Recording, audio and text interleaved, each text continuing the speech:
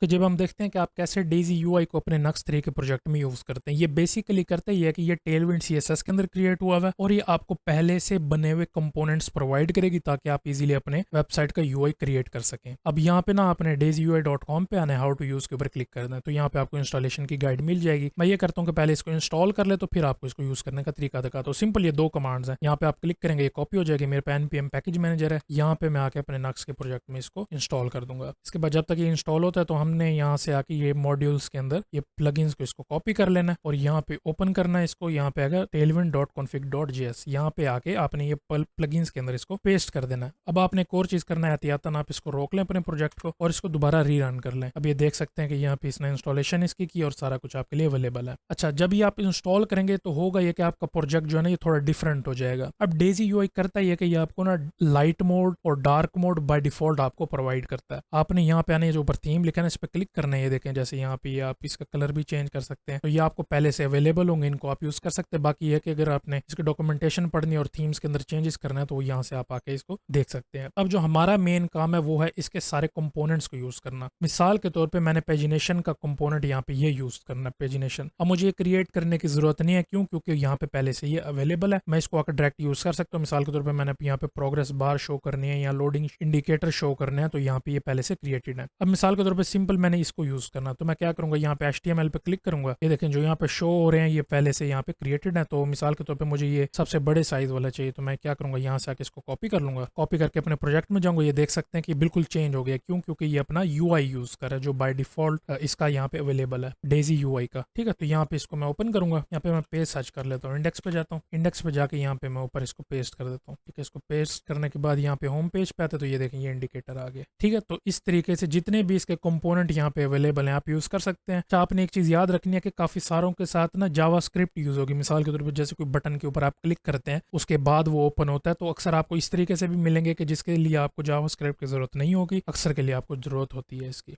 ठीक है जी, तो ये डेजी यूआई थी। अगर आपने इसमें थीम्स के अंदर एडिशन करने हैं, कलर कन्फिग्रेशंस करनी है, तो यहाँ पे सारी इसकी डॉक्यूमेंटेशन अवेलेबल है। आपने यहाँ से कॉपी कर लेनी, कॉपी कर लेने के बाद आपने जाके यहाँ पे ये tailwind.config.js के अंदर यहाँ पे आपने सारा कुछ इसको मेंशन करना, मेंशन करने के बाद आप इसको यूज कर सकेंगे। ठीक है जी, तो ये तरीका था, इस तरीके से आपने डेजी यूआई को यूज करना।